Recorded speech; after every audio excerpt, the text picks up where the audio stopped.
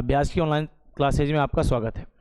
पिछली कक्षाओं में हम बात कर चुके थे आवेश क्या है, आवेश के गुणधर्म, और इसके अलावा हमने पढ़ा कूलाम का नियम और कूलाम के नियम पर आधारित क्वेश्चंस। और इसके बाद हमने जो बात की थी वो कूलाम के नियम पर आधारित कुछ क्वेश्चनों की बात कर ली थी। आज हम जो बात करने वाले हैं वो कुछ अगले क्वेश्चनों की बात करने वाले हैं। जैसे हमारे पास एक क्वेश्चन है, देखो ये हमारे पास क्वेश्चन है कि एक्चुअली हमारे पास क्या है, देखो ये दे रखा क्वेश्चन, हमारे पास दो आवेश हैं, दो विद्युत रोधी आवेशित तांबे के गोलों ए तथा बी के केंद्रों के बीच की दूरी कितनी है, 50 सेंटीमीटर है।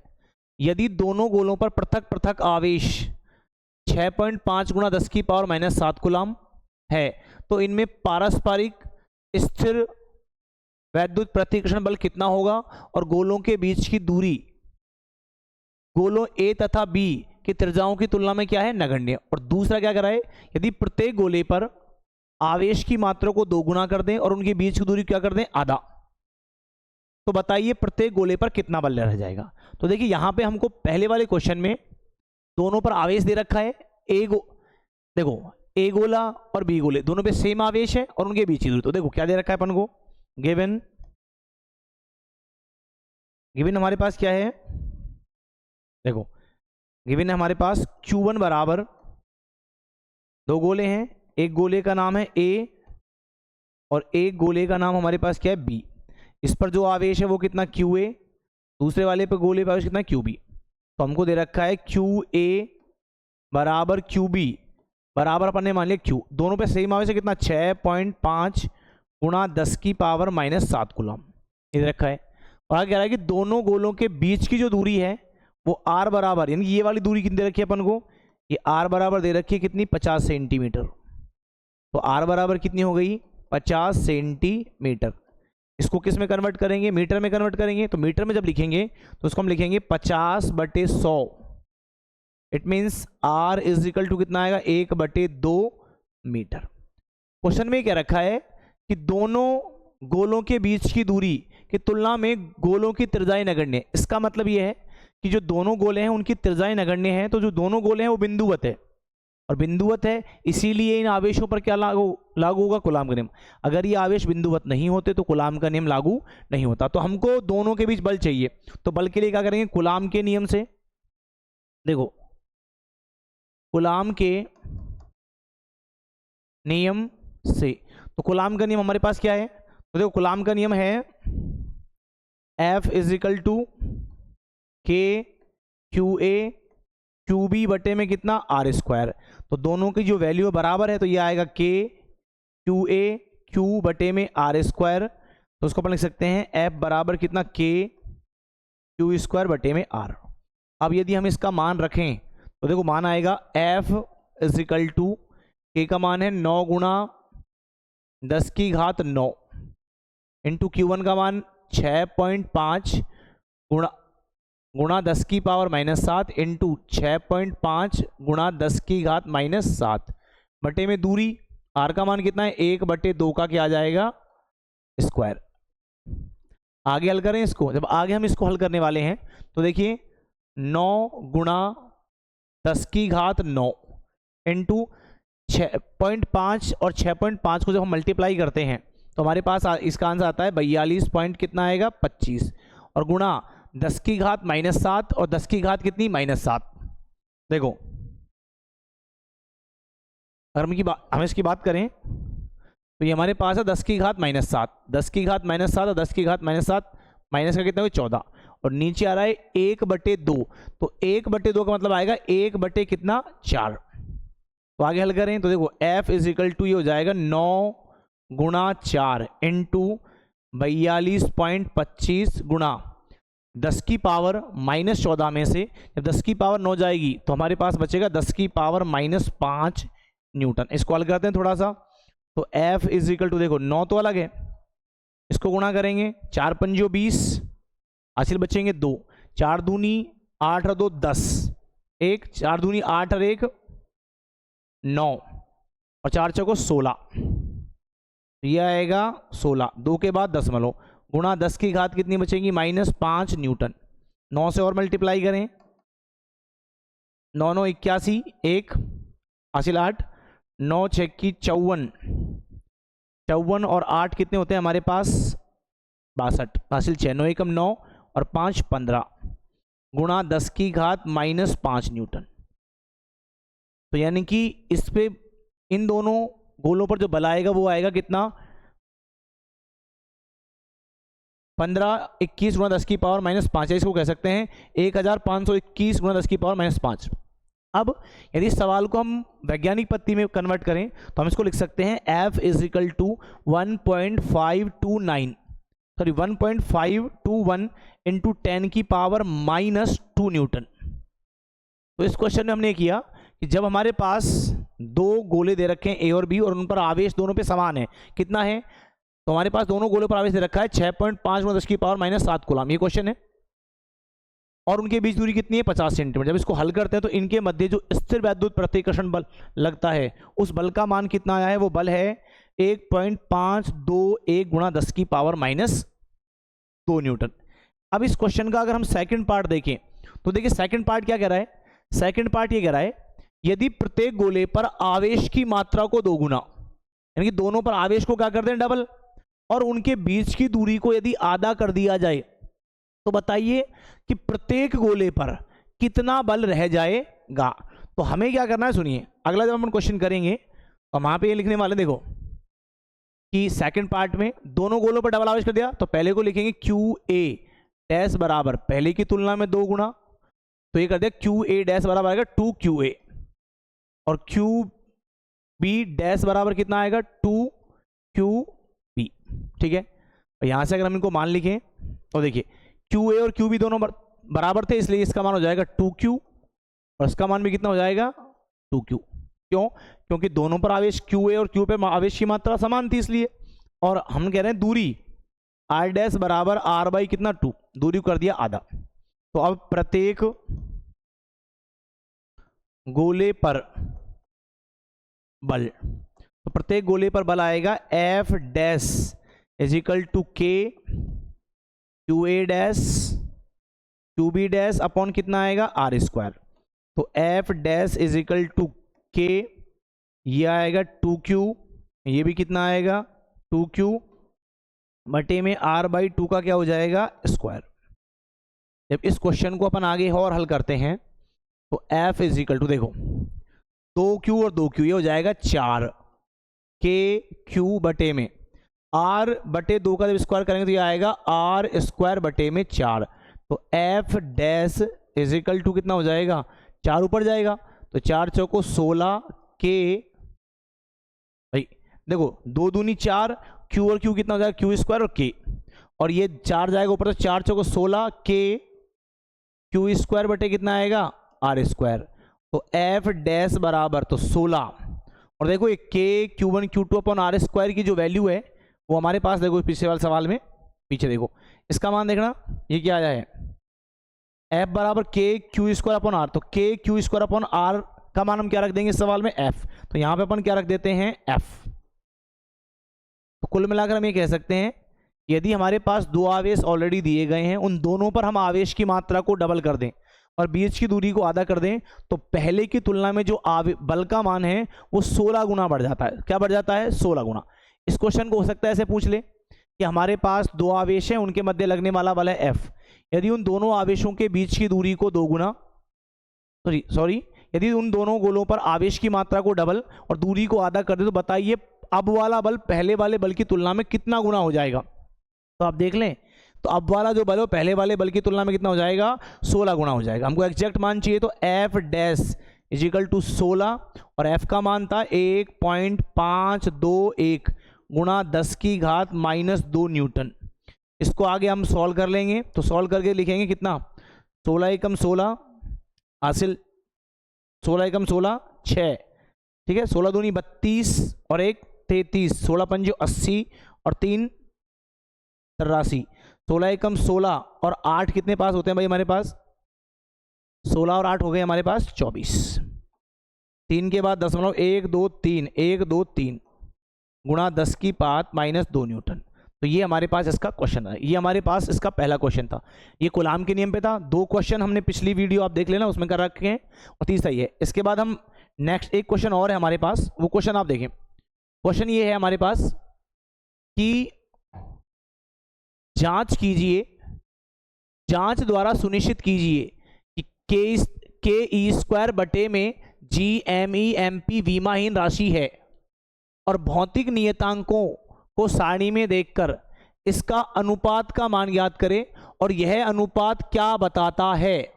यानी कि हमको क्या दे रखा है, देखो हमको इस सवाल में दे रखा है के ई स्क्वायर बटे में जी एम ई और एम पी।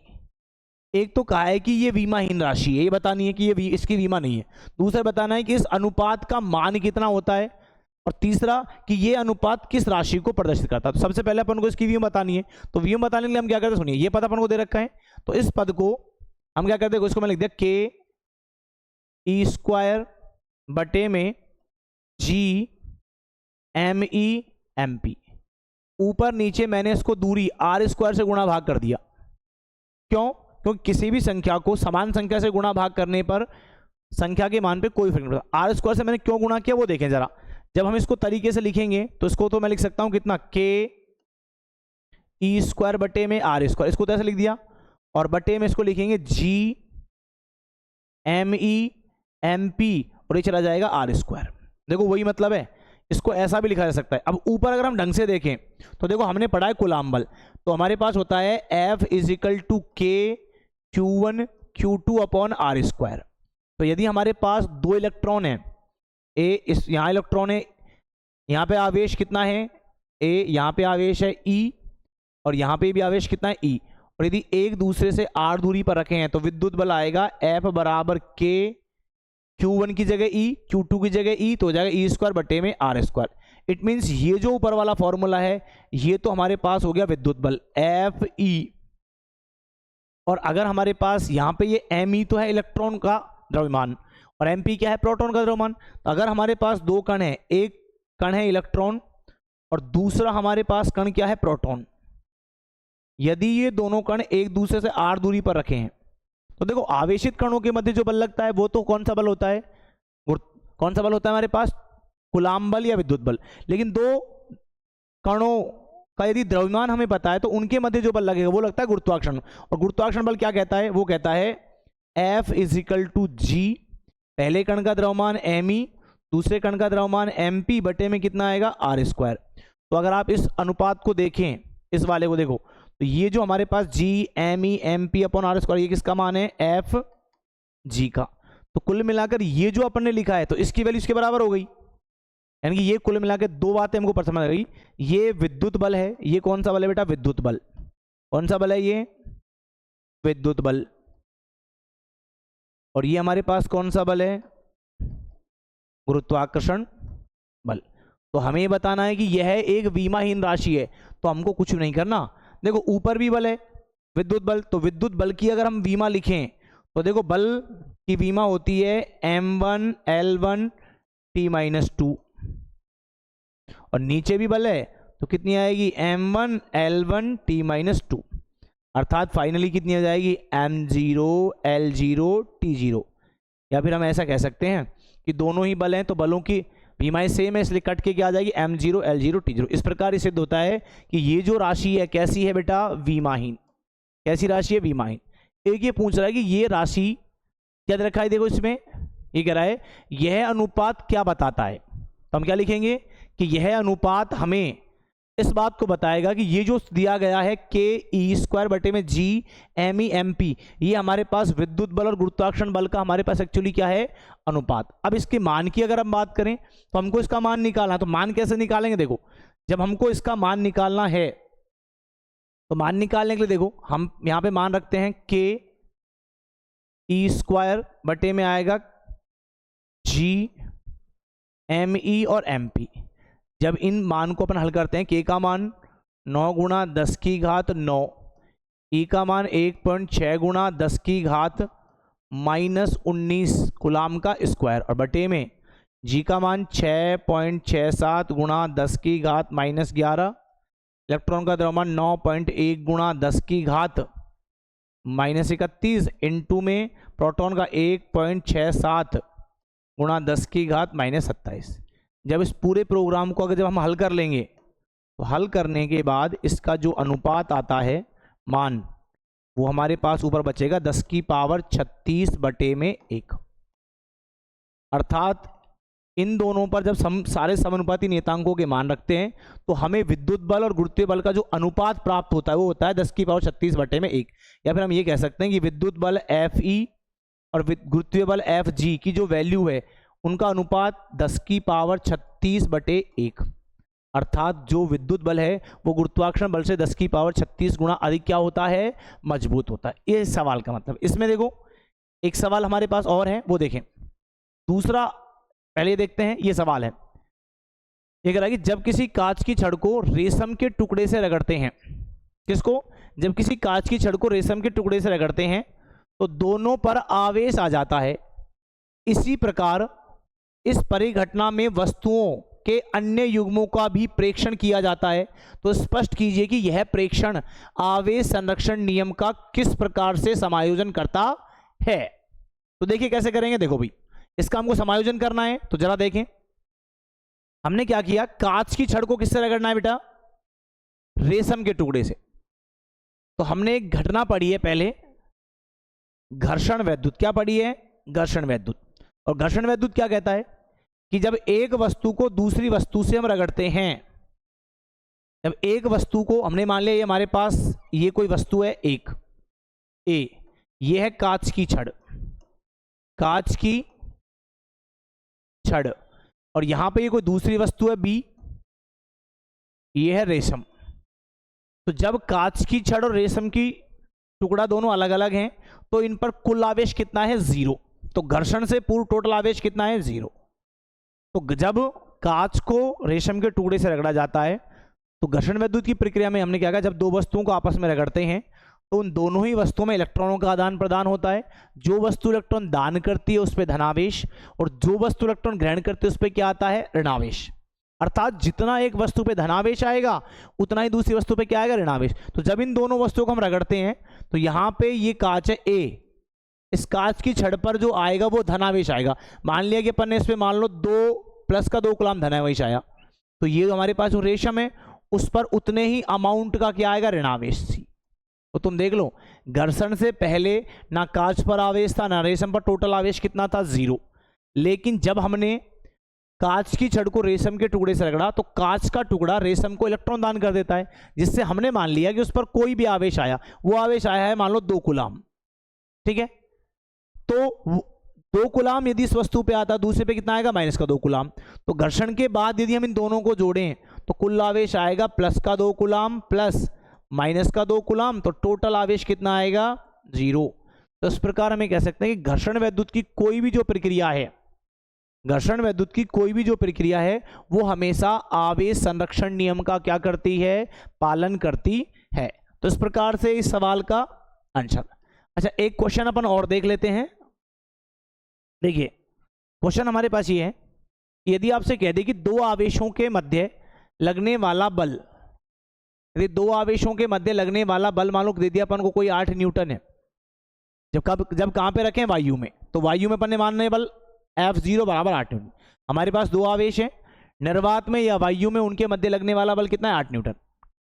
यदि हम दोनों आवेशों की मात्रा को डबल कर दें और दूरी को भी डबल कर दें, यदि हम दोनों आवेशों की मात्रा को डबल कर दें और दूरी को डबल कर दें, तो बताइए बल के मान पर क्या प्रभाव पड़ेगा या बल कितना रह जाएगा।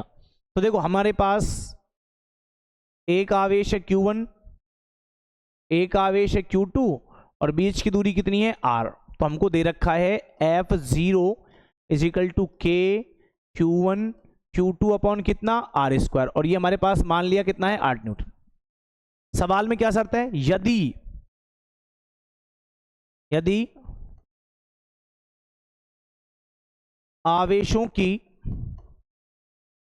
मात्रा को 2 गुणा एवं उनके बीच की दूरी को भी 2 गुणा कर दें तो तब क्या होगा, तो हम यहां पे लिखेंगे Q1 डैश बराबर हो जाएगा 2Q1 और Q2 डैश बराबर कितना आएगा 2Q2 और दूरी को कर दिया R डैश बराबर कितना 2R। तो F इज इक्वल टू, तो नया बल कूलाम के नियम से F डैश बराबर कितना आएगा K Q1 dash Q2 dash बटे में कितना आएगा R डैश। तो मान रख दो, तो F डैश बराबर K, ये आएगा 2Q1, ये आएगा 2Q2 बटे में कितना 2R का स्क्वायर। जब इसको हम आगे और हल करते हैं थोड़ा सा, तो देखो जरा, तो F dash is equal to 2 दूनी 4, तो 4K Q1 Q2 अपॉन 2 दूनी 4 R स्क्वायर। तो F डैश बराबर 4 से 4 कैंसिल हो जाएगा, तो क्या बचेगा K Q1 Q2 upon R square. तो देखो, तो F डैश बराबर ये किसका मान था, F का, अर्थात बल के मान में कोई परिवर्तन नहीं होगा। एक बात ध्यान रखनी है, तो हमने आवेश की मात्रा को डबल किया, दूरी को डबल किया, तो बल का जो मान है वही रहेगा जो प्रारंभ में था। अब एक बात सुन लें, बात यह है कि यदि हमारे पास आवेश की मात्रा को समान अनुपात में बढ़ाया जाए और दूरी को भी समान अनुपात में बढ़ाया जाए, या आवेश की मात्रा को समान अनुपात में घटाया जाए और दूरी को भी समान अनुपात में घटाया जाए, तो बल के मान पर कोई प्रभाव नहीं पड़ेगा। जैसे देखो, एक मिनट में कह रहा हूँ कि हमने मान लो पहले आवेश, प्रारंभ में आवेश Q1 और Q2 थे और दूरी कितनी थी R। यदि मैंने आवेश की मात्रा को पहले की तुलना में 3 गुना कर, दोनों को 3-3 गुना बढ़ा दिया और दूरी को भी कितना कर दिया अपन ने 3 गुना, तो बल के मान पे कोई प्रभाव नहीं पड़े। देखो, मैंने आवेशों को भी 3 गुना बढ़ाया है तो दूरी को भी 3 गुना बढ़ाया है। यदि हम आवेशों की मात्रा को 1/3, दोनों आवेशों की मात्रा को 1/3 कर दें और दूरी को भी यदि 1/3 कर दें, तो भी बल के मान पर कोई प्रभाव नहीं पड़ता। तो इससे हम एक बात स्पष्ट करते हैं, यदि हमें दोनों आवेशों की मात्रा को समान अनुपात में बढ़ाएं और दूरी को भी समान अनुपात में बढ़ाएं, तो बल के मान पर कोई प्रभाव नहीं पड़ता है। और यदि हम समान मात्रा में आवेश के परिमाण को घटाएं और समान मात्रा में ही दूरी को घटाएं, तो भी बल के मान पर कोई प्रभाव नहीं पड़ता है। ठीक है, तो ये हमने कूलाम के नियम पर आधारित क्वेश्चंस कर लिए जो हमारे पास थे। अब हम जो इसके बाद करने वाले हैं वो हम अगली वीडियो में पढ़ेंगे, अध्यारोपण का सिद्धांत। अगर आपको वीडियो पसंद आए तो लाइक करें, शेयर करें और कमेंट करें। अगर कोई भी त्रुटि है तो उसको कमेंट्स करके बताएं। धन्यवाद।